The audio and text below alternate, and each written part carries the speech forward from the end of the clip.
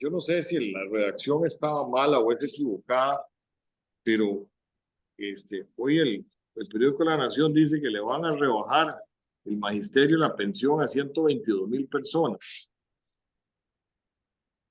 Usted dice 122.000 personas que probablemente son los más pobres, ¿verdad? Los que les rebajan la pensión porque son los que menos pueden quejarse, pues tienen que trabajar y ver a ver cómo hacen para sobrevivir. No creo que haya 122.000 pensiones de lujo en el país, gracias a Dios. Pero, ¿por qué no se enfocan en ver cómo rebajan las pensiones de lujo el magisterio, ese horror que tenemos aquí, en vez de ir a ver cómo terminan de desnucar un montón de gente que está apenas luchándola para no morirse de hambre?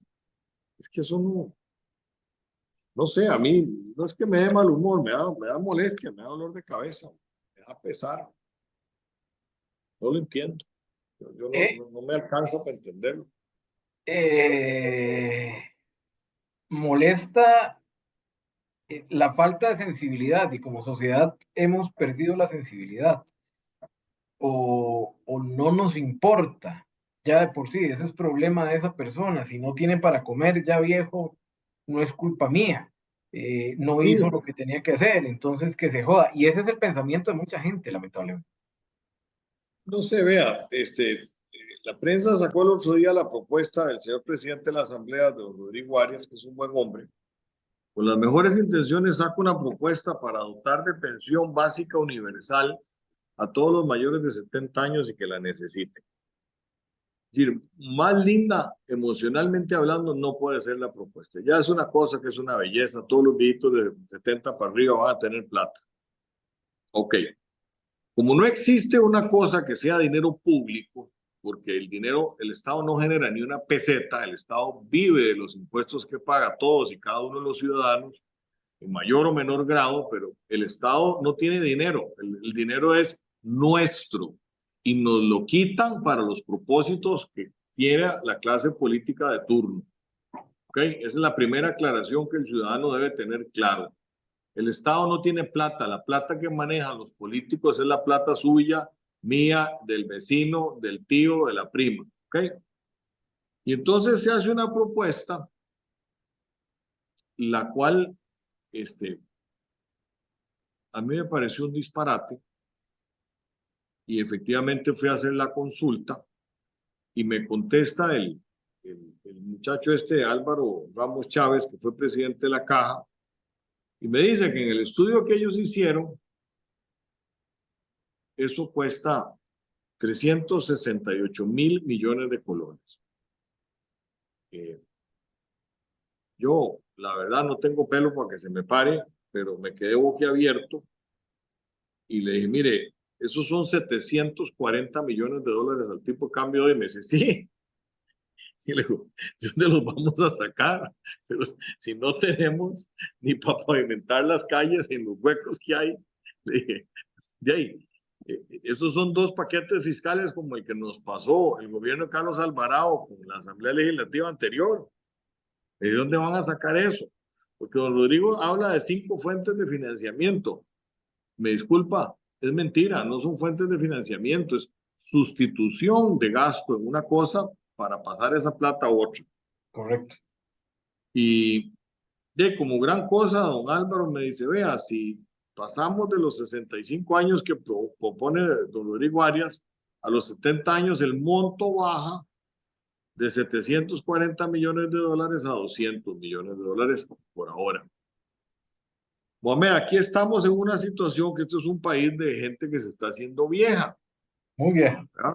El 45% de la población es menor de 40 años y el resto es mayor de 40. Es decir, la proporción es 6-4. Entonces nosotros vamos a poner al 40% de la población para que entre 10 años mantenga el resto al 60%, porque ellos son los que van a estar generando impuestos. 25 años. 2025 vamos a tener un problema. Yo creo que es antes, yo creo que es antes, porque la población que hoy tiene 40 años cumplidos, ¿verdad? Es la base, pero de ahí para arriba, en 10, 12 años, ya usted tiene una masa de pensionados gigante, de 200, 300.000 personas más que ahora. ¿Y dónde les vamos a pagar? ¿Y con qué vamos a generar impuestos? si la mayoría son pensionados, Es donde un, tenemos el 51% de la población en informalidad? Es decir, no son cotizantes del sistema. el, yo creo que el problema más serio que tiene la sociedad costarricense es ese. Nos estamos poniendo viejos. El sistema de pensión desde ya debe reformarse y pasar a una cuenta individual, dejar de pensar en el sistema actual y pasar a una cuenta individual. De lo contrario, eh, yo creo que antes del 2050 colapsará. Sobre todo que los cálculos que hicieron ahora que reformaron el año antepasado las pensiones se hizo en función de una tasa de reposición de 1.6 y ahora está en 1.3 inclusive. Entonces, Así es. y la tendencia es menos hijos, menos hijos, menos hijos. Entonces, el problema que se viene es serio. Y yo creo que no alcanza el 2050 el sistema como lo tenemos. Ese régimen de reparto no va a dar el 2050 con los cálculos Vea, que se tienen y las proyecciones. detalles que tal vez a la mayoría de la gente pues, no le ponen cuidado, como dicen, pero de nosotros estamos teniendo un éxodo de nicaragüenses hacia Estados Unidos, desde aquí de Costa Rica. Y los nicaragüenses hoy fácil son una base todavía nicaragüense de 500,000 de personas y de hijos de ellos debe haber otro 500,000 ya. Que tenemos 40 años de recibir exilados nicaragüenses. Ya están los hijos de ellos totalmente asimilados, los de los primeros. Nosotros no tenemos un factor de crecimiento de población importante ya, no lo tenemos. ¿No? Para nada. Entonces, ¿cómo se viene este señor a hacer esa propuesta sin preguntarle a nadie? Desde luego la idea más que romántica es esplendorosa, Ah, ah, pero bueno, ¿verdad? ah, Pero ah, ah, Dios de la pagamos.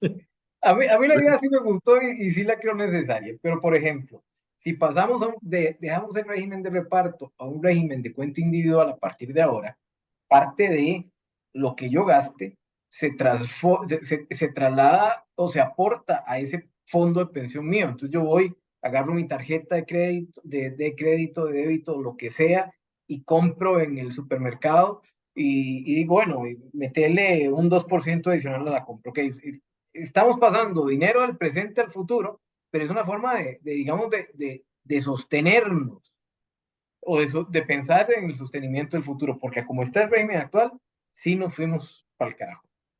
Hay que Don hacer algo. Walter Cotto tenía la maravillosa idea y se la ha propuesto a todos los gobiernos, incluso el del presidente Chávez, de una cosa que se llamaba la pensión consumo. ¿Sí? Y la pensión Entonces, consumo era un porcentaje de que usted en vez de pagar el 13 de IVA, pagaba el 15, pero iba un 2% para su cuenta de retiro. A mí me pareció maravillosa. Cuando usted llegaba a un tope, inclusive eso que rebalsaba iba para el resto de la gente. Eso ya no ha pasado más allá de ser un proyecto, don Walter, que yo espero en Dios que algún día lo tome en cuenta y lo pasen, porque ahí sí usted tiene una fuente de ingreso verificada, correcta y probada. Es el mismo ciudadano el que está ahorrando para su pensión. Él sacrifica una parte de su compra en eso. Pero me preocupan esas propuestas al estilo antiguo, que pase lo que tenga que pasar.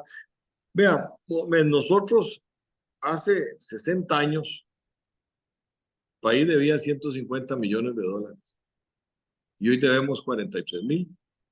¿Cómo llegamos ahí? 43,000 millones de dólares. se aceleró en las administraciones del PAC, se duplicó en las administraciones del PAC. Inclusive Sí, claro. los intereses que se pagan entre 2019 y 2022 se multiplicaron por 2, que ese es un dato fresquito porque lo vi ayer. Sí, Entonces, eh, llegamos ahí por un estado grande, llegamos ahí por un estado que demanda demasiado y por no haber puesto la casa en orden. Y por eso que usted dijo, hey, más adelante que Dios dirá ese tipo esa es de... la costumbre de la clase política. Mire, la gente tuvo un ministro de Hacienda en el gobierno de Luis Guillermo Solís que se llama Helio Fallas, que fue sancionado severamente por la Contraloría y el señor tuvo la caradura de ir a apelar todo diciendo que él no había hecho nada. Es probablemente uno de los hombres más torpes que ha pasado por ese puesto, más irresponsables y más cínicos que ha pasado por ahí. Yo o creo que él nunca entendió a qué llegó ahí, de qué se trataba su empleo, o simple y sencillamente le importó un pito. Pero la manera en que ese hombre manejó el Ministerio de Hacienda y los números que usted ve durante su gestión son absolutamente de terror. Con todo el respeto a mi amigo Luis Guillermo Solís, le tengo que decir que de las barbaridades que ocurrieron en su gobierno está el manejo desastroso de las finanzas públicas que hizo su ministro de Hacienda, don Helio Fallas. Un absoluto disparate las decisiones que tomó ese hombre. Una cosa espantosa, nada le importaba, nunca dio cuentas de nada, ponía una cara de absolutamente yo no fui, no entendí, no sé quién soy, cada vez que le preguntaba. Y eso es algo que ojalá nunca suceda más en Costa Rica. Trabajó en el Banco Mundial, el señor, o sea, entonces, No, no, le pagaron un sueldo en el Banco Mundial. Yo no sé qué hacía ahí, pero ahí no sé, exactamente, de verdad, yo le no sé qué hacía pagaron. ahí. Y él, yo hablando cuando era ministro, hablando con expresidente de la República, con uno de los que tengo relación, me decía, mira, lo que Natura no da, Salamanca no presta.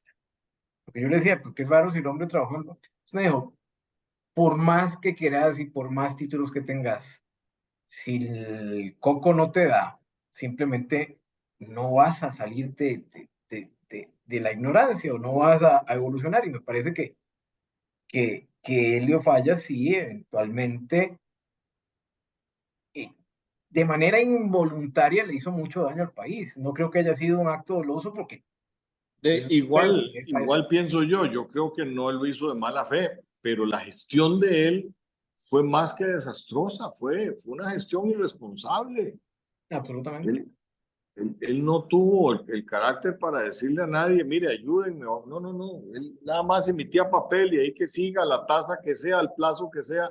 Nada le puede importar menos que el resultado.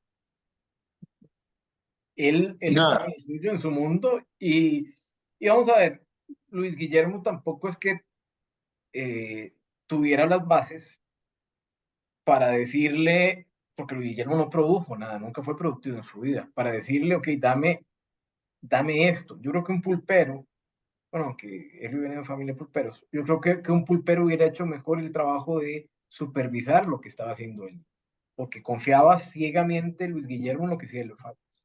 Y es un Ya, y tema.